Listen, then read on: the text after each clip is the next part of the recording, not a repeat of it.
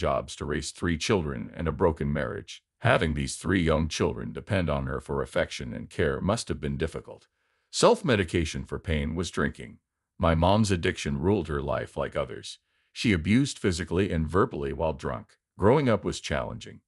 One of my first spiritual experiences was at 11 to 13. My mother got drunk and pounded the hallway one morning when I was little, although I forgot her age. The three of us always found this strange. I shivered in my pajamas when the corridor thundered this morning. We never knew who it might be. Feeling like me, she grabbed my hair, dragged me down the hall, and flung me on the kitchen floor as the door closed, disturbing the strange calm. She pointed to the ceiling and inquired why I hadn't cleaned the grease spot among my female responsibilities. There were rough times. My younger sister, 10 years my junior, and household were my responsibilities at school. Despite being young, I was the only adult at home, not defending myself or saying I forgot due to other commitments. Cleaning the counter was easy. I was tired. I was exhausted as a kid. Without aid, I focused on staying afloat. Dialogue with God began. Joked that God was only accepted in our household when he was hated. Our family was little more than agnostic and secular. Still, I knew Jesus, paradise, and damnation. Even as a child, I couldn't understand how God could create hell, let us fail, and punish us. Started chatting to God. I asked God, if you're really God, then I don't know why I can't know you're real, like you actually exist, before I die. My second and possibly most crucial request was, if you could help my mom stop drinking, I would really believe in you. I watched Christians and dignity came to mind. I add, if you have to be good to go to heaven, and that's your only purpose for being good, then that's not really good. Or if you're good to avoid eternal damnation, hellfire, snakes, all the stuff I heard about as a little girl, then that's also corrupt. I add, I just want to be good because I'm a good person. I awoke. We felt like the clouds split and brightness spread. It made me realize my worth. My mother misunderstood me. That means I am a good person. Addicts often take on others' flaws. My mother believed no child was decent, smart, pretty, or capable. I assumed without me she wouldn't be an alcoholic or stressed. I felt guilty for her pain. After admitting I wanted to be polite, I felt more active. I scrubbed the ceiling after leaving the counter in a trance. Now things get interesting. My time-space plunge began. Leaving a counter is like entering an empty pool. Physics predicts head droop. After my skull touched the floor, space and time slowed down, and I became aware of three selves: the falling body, the entity inside the body, and the all-knowing observer who was me but detached from the process. Although neither the girl nor the viewer touched me, I could relate to her soul essence in her body. I witnessed my fall from away. Everything slowed down, and I felt like a tornado roaring across space and time. Spinning space and time were all that was heard. From afar I was fertile and high. I was suddenly in a peaceful, dark night under a wonderful blanket. The distant horizon looked bright. No psychic voice, just a knowing. This is time and space, and those lights out in the distance are stars, and that's what you are. Suddenly, I miraculously recovered and walked upright like a cat. Standing up was the biggest shock when I woke up. I thought I fell, had a great dream, and banged my head trying to understand inexplicable things. To check for bruises, cuts, and bumps, I hurried to the bathroom. When you fall 4 or 5 feet and hit the floor head-on, you bruise. Strangely, I had nothing. That story won't be expanded in this quick interview. Before describing my February 23, 1997 near-death experience, some background. I experienced a terrible vehicle accident soon after my divorce. About 15 months had gone since my divorce. I was invited to ski at his mountain cabin. I took my cousin Carmen since I wasn't ready to date. As my witness or chaperone, we skied with his family. We had no fun. I wasn't ready, and the match was horrible. We planned an early return. Carmen was requested to return. Yes, she said. Turned around and went to the airport. A lost route led us up a mountain instead of down. He lost control on this uphill road to the airport. The car whirled on these icy mountain roads. He tried to quiet Carmen's backseat ranting. Calm came over. While meditating, a speeding automobile descending the mountain hit my red Jeep. I watched my life as if time had stopped again. Walking out of the Jeep revealed a dazzling angel. Being or presence. I felt comfortable seeing the little red Jeep spin, hit hard, rocket over a cliff, 80 feet below, land at 25 feet, and flip 10 times. Many realities were happening at once. There were physical remains and memories of being in the vehicle, being hit, falling, and rolling over. Another reality was that I was looking down from above, held and calmed by this beautiful being as we continued our discourse, which was neither audible nor telepathic, but more like an instant download or knowing I received knowledge swiftly. This dazzling item showed me I was devalued. Whoa, I didn't know I was going to die today. Everyone has had this experience, perhaps unconsciously aware of believing in immortality and meeting our Maker. This was my thought as the car was hit and plummeted off the cliff. The unexpected turn of events astonished me because I had two small children. Sadness overcame me. This genius showed me that life is a treasure I never appreciated. I saw three crucial things. One of the most startling things when we slammed into the ice wall at the base of that 80-foot cliff was that I had never seen the sun go up or down, appreciated life to the fullest, understood the value of a new day's beginning and conclusion, or even that any day could be a gift. I felt like the sun rising over the horizon and then fading into rest and healing.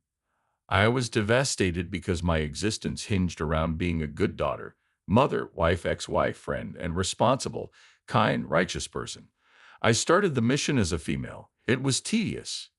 Every soul is here for its own pleasure. Crystal, I was immediately told to spread the word. I was amazed. Isn't that why we're here? That moment was brilliant like green grass, and I was glad for sight, hearing, and taste. And the capacity to smell flowers, to paraphrase an ancient saying. Too worried to do that. A grocery shop, send my kids to school, and manage daily life like many modern people. I had forgotten simple pleasures like sunrise and new grass fragrance. Just then, I realized I had never touched or actually embraced somebody. I had done everything from combing their hair to sending them to school to nursing them as a mother of two. Clearly, I affected others. Different things happened. It seemed we never connected. I learned that when we embrace, we give and receive energy, love, healing, light, and these amazing bodily manifestations of beingness. After these three gloomy realities, I thought, oh well, it's too late for me as I threw myself against the earth, which seemed to be closing in on me in my last day on earth. My life was shown in 360 degrees, displaying each moment and its ramifications. This bright, welcoming, pleasant atmosphere revealed my every thought, deed, virtue, and evil. Other than myself, there was no judgment. I received empathy regardless of guilt, shame, or judgment. Being meticulously shown those pleasant times was one of the most shocking aspects of my near-death experience. Success signs are absent. For instance, professional, financial, academic, reputation, or official recognition. What I saw as success wasn't ours. I was surprised when someone appreciated me enough to do something kind for them without asking. Helping others and caring for my mother and friend who had deceived me was my dream. Though their acts harmed me, I cared and helped them. I forgive them. After feeling these ripples as both viewer and subject, I comprehended every idea and behavior by the conclusion. I knew love must underlay our thoughts, feelings, and deeds. I asked myself, is this my most loving response to this person, to this place, or to this thing? Even in my worst moments, sometimes yes, sometimes no. A near-death or spiritually transformative event doesn't ensure we won't suffer a dark night of the soul or be challenged. We can only try until we improve. I received grace. This celestial entity told me I may choose numerous timelines or destinies. One timeline involved leaving Earth. In the time it took to fall from a mountaintop and strike an icy wall, I was instantly downloaded to these timelines and realized that one of my life paths may kill me. My children would be all right without me, so I was astonished when I thought, oh no, I can't do that because my children need me. They're going to be orphaned. We mothers believe our fate is tied to our children's. In many ways, yet ultimately the individual spirit decides. I learned my kids will succeed. I saw them at my funeral. Love, marriage, and happiness came without my help. Their entire lives were before me. Returning with disability would have changed my life. There were other options. The only live broadcast I liked was my podcast with you. I finished the book this celestial being requested me to write. You will write a book and tell the world that love is all that matters. I know this is a very old message, replied. I wish to emphasize this love is not romantic. Parental love is absent. Its size defies human comprehension. The all-encompassing love embraces light and dark. Nobody can oppose this love. I saw a sign urging me to write this book. That thrilled me. I answered, yes, that's what I will do. That's what I want to do. I want to tell the world that love is all that matters, and was thrown into another car crash. I recall us sliding in the dark while in my body. I must have fainted because I woke up near the mountain's base, after falling or being thrown from the ledge, colliding at 25 feet and twisting. We fell 80 feet below the mountain. Strangely, the Jeep was upside down. I'll tell you about my spectacular and wild first waking. I was glad to be alive, startled, and saddened because I told this light being, "Oh well, I guess I'm going into the light." I thought, well, my life is over. There's no possibility for me to write this book or to come back. And then I was hurled back into this body. As I waited for dawn, the smell of petrol made me think, oh my God, this Jeep is going to explode. And I was afraid. An ice wall appeared as the wheels rotated. I phoned my cousin by name, but got no response. The driver claimed no injuries despite appearing bloody. I slithered out this window to climb this mountain. Nobody took it seriously.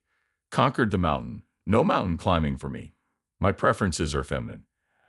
After climbing this frigid mountain, everyone asked, "Do you know what happened down there?" I responded, "Yes, there are two more people. You need to get down there." The dreadful and bizarre thing was that I instantaneously empathized with everyone, comprehended their thoughts and feelings, and experienced their reality. Visions of the future seemed like mini-movies. Man in rubber boots snatched my wallet, tickets, and handbag on my way to the vehicle accident, which I needed to visit my children. Despite my relative being carried on a stretcher and the driver being evacuated, I cried, "Can you please get my purse?" while convulsing. It was foggy, but I thought an ambulance took me to the hospital. Disbelief grew as I felt every emotion and thought of everyone who touched me. Despite being chilly and numb, I felt everyone's emotions and had out-of-body experiences. My arrival led to hospitalization. I don't know how I got inside, but a male nurse bent over me and said, "You guys were drinking and your cousin's going to die." I said, "What? What are you talking about? I don't even drink, and the person driving the car didn't have more than a glass of wine. We were not drinking." He said, "Well, you were doing drugs." I said, "We did nothing." I shoved my way in, touched her, and felt lightning in my palms. Trembling convinced me she would be okay. Like the ocean's waves had stopped, I felt calm. Again, the nurse grabbed my arm and screamed, "You can't be in here." He had brutally assaulted someone, possibly his wife or girlfriend, the night before. A friendly nurse wrapped me and said, "Let go of me." I ran to the lavatory, hiding in a corner and screaming, "Nobody touch me. Nobody talk to me. We need to get some x-rays. Can I help you out of here?" As long as the other nurse stayed away, I agreed. She promised he wouldn't. My neck was x-rayed shipping. They returned and said, "We have some bad news for you. Your neck is broken." I thought, oh no, that can't be. That's not part of my life review. The presents had promised me I would return, but not with a broken neck. The feeling spread as I put my palm on my neck. I answered, "No, you need to take another x-ray." They did, then more. One broke my neck, but not the others. After learning the hospital wouldn't be responsible for my neck injury, I signed away my rights and left. I shut myself in at home a few weeks later. I was afraid because I'd never experienced the paranormal or psychic. Auras appeared abruptly. No idea what an aura was. Others' opinions felt like mine. I could sense them internally. I was most startled by people's embarrassment and worry. That aura made me cry around others. 2 weeks after the accident, Carmen and I visited. Her appearance astonished me when I entered. Several head injuries left her most injured. Despite not breaking my neck, whiplash prohibited me from turning it. Carmen's face was broken except for her eyes. Swollen eyes and elastic bands around her teeth indicated disease. I was terrified because she didn't appear like the lovely, dazzling woman I remembered. "Crystal, this is your cousin Carmen, and you love her." Approached with medical professionals, nurses, and her family. They were upset with me since I invited her on vacation and caused the tragedy. I wasn't driving, yet my presence made them uncomfortable enough to disregard me. Snowy roads can cause accidents. I was still anxious. When I approached Carmen, who was comatose, things get interesting. When my hand touched her, she opened her eyes, shocking physicians, nurses, and her mother. All were shocked. Suddenly, she staggered over to me with her tiny IV and said, "Crystal, I'm in the light." I've never been so radiant. I'm a star. I was shocked since I was taught that nighttime lights were stars, which we are. This proved that the universe is undergoing a mysterious, intriguing, and astonishing transformation. I understood her, we are stars. Carmen went to bed and fell asleep as her mother growled. Brain damage. Due to her strong religious beliefs, her mother was horrified and assumed I was a poltergeist. I don't know what Carmen thought when I stopped visiting. My heart broke when they told me not to come and turned me away. Carmen and I had a beautiful reunion after years apart. Everything went smoothly. She healed beyond physicians' expectations. Cosmic grace exists. She rejoined Dallas Opera as lead violinist after recovering. She was delighted after retiring, starting a real estate company and finding her partner. To conclusion, I'm often asked if I can sense people's emotions and thoughts and if contact heals. First, we'll address your questions. We all have empathy, but it's a spectrum. That door was intrusive, so I closed it. I could, but won't. I closed that door to respect privacy. Repairing myself or others was like channeling healing energy.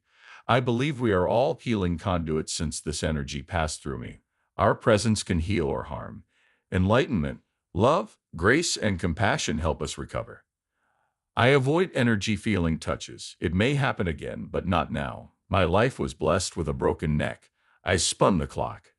Every seemingly little thought and action can impact our timeline. The butterfly effect causes tsunamis when Brazilian butterflies flap their wings. That illustrates how powerful thoughts and actions are. When I learned that our actions may affect others, the cosmos, and even our source, I was horrified and enlightened. I recommend doing difficult things that make you happy. Happiness means doing your best and making a difference.